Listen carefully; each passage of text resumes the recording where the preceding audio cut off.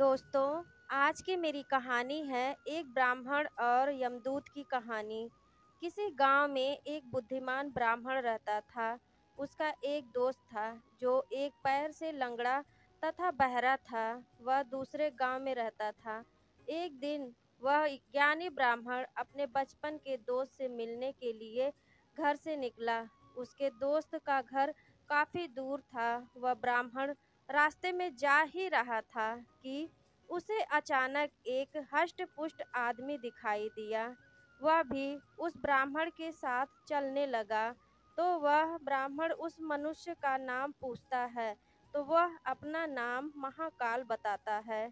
वह ब्राह्मण भी सोचने लगा कि मुझे भी काफी लंबा रास्ता जाना है।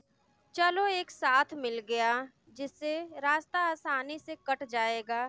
अब ब्राह्मण और महाकाल दोनों साथ साथ चल रहे थे कि अचानक एक गांव आ गया। तब महाकाल ने उस ब्राह्मण से कहा कि तुम चलो और मुझे इस गांव में थोड़ा काम है, मैं अभी आ रहा हूँ। थोड़ी ही देर में उसी गांव में एक भैंस ने एक आदमी को लात मार दी।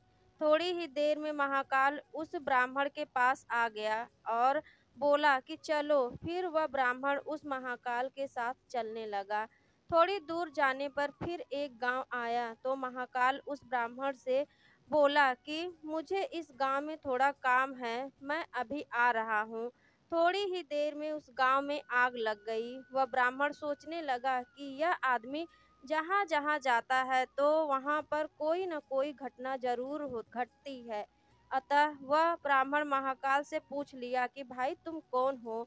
ब्राह्मण की बात सुनकर महाकाल बोला कि मैं यमदूत हूँ, मनुष्यों के प्राण हरण करना मेरा काम है। उसके बाद ब्राह्मण महाकाल से पूछा कि तुम यमदूत हो तो ये बताओ कि अगली मृत्यु किसकी होने वाली है। तब महाकाल ने कहा कि अगली मृत्यु तुम्हारे उसी मित्र की होने वाली है जिससे तुम मिलने के लिए जा रहे हो। वह ब्राह्मण सोचने लगा, यदि ऐसी बात है तो मैं अपने मित्र से मिलने नहीं जाऊंगा। महाकाल ने ब्राह्मण से कहा कि तुम जो सोच रहे हो ऐसा कुछ भी नहीं होगा, होनी अटल है इसलिए होकर रहेगी। थोड़ी देर में उस ब्राह्मण ने देखा कि उसका मित्र उससे मिलने के लिए बड़ी तेजी से चला आ रहा है। जैसे ही उसका मित्र उस ब्राह्मण के पास पहुंचता है, हृदयघात होने के कारण उसकी मृत्यु हो जाती है। इससे उस ब्राह्मण को बड़ा पछतावा होता है। वह ब्राह्मण उस महाकाल से पूछता है, अच्छा ये बताओ कि मेरी मृत्यु कब और कैसे होगी। तब महाकाल ने कहा कि तुम्हारी मृत्यु ठीक 6 महीने के बाद दूसरे राज्य में फांसी लगाने से होगी। वह ब्राह्मण फिर अपने घर गया और सीधे अपने राज्य के राजा के पास गया और ब्राह्मण ने राजा से सारी बात बता दी। तब राजा ने राज्य सभा में यह प्रश्न सबके सामने रखा।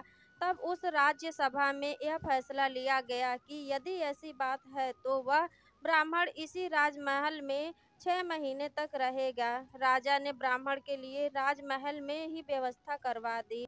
धीरे धीरे समय व्यतीत हो रहा था। उस ब्राह्मण को नींद में चलने की बीमारी थी और यह बात उस ब्राह्मण को नहीं मालूम थी। जिस दिन उसकी मृत्यु होने वाली थी उसी रात को ही वह ब्राह्मण राजमहल से निकलकर दूसरे राज्य के राजमहल में जाकर राजा के शयन कक्ष में राजा और रानी दोनों के बीच में जाकर सो गया। सुबह जब राजा उठा तो उस ब्राह्मण को अपने शयन कक्ष में देखकर बहुत क्रोधित हुआ और उस ब्राह्मण को फांसी की सजा सुना दी। तब वह ब्राह्मण उस राजा से सारी कहानी सुना डाली, जिसको सुनकर वह राजा अपना एक गुप्तचर अपने पड़ोसी राज्य के राजा के पास भेजकर सारी जानकारी ले ली।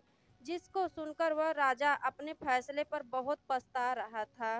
लेकिन उस राज्य का एक नियम था कि राजा एक बार जो सजा सुना दे फिर चाह कर भी उसे नहीं बदल सकता। राजा ने एक राजसभा लगाई और इसका उपाय पूछा। तब उस राजसभा में यह फैसला लिया गया कि एक पतले धागे का फंदा बनाकर आप ब्राह्मण को पहनाकर अपना वचन पूरा कर लीजिए।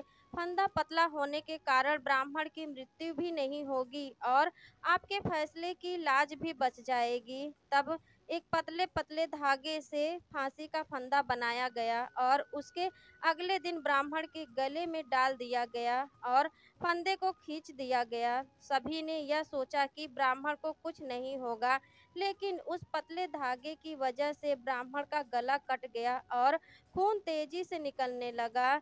ज़्यादा खून बहने की वजह से उस ब्राह्मण की मृत्यु हो गई। दोस्तों, हमारे भाग्य में जो लिखा होता है वो हर हाल में होकर ही रहता है, उसे बदला या काटा नहीं जा सकता। उस ब्राह्मण ने अपने बचने के कितने उपाय किए, लेकिन मृत्यु के आने पर कोई उपाय काम ना आया तथा उसकी मृत्यु हो गई। दोस्तों, कहानी अच्छी लगी हो तो प्लीज़ लाइक एंड शेयर कर दीजिएगा। मेरे चैनल एमएल स्टोरीज को सब्सक्राइब कर लीजिएगा। मिलती हूँ ऐसी प्यारी सी कहानियों के साथ, तब तक के लिए bye bye and take care.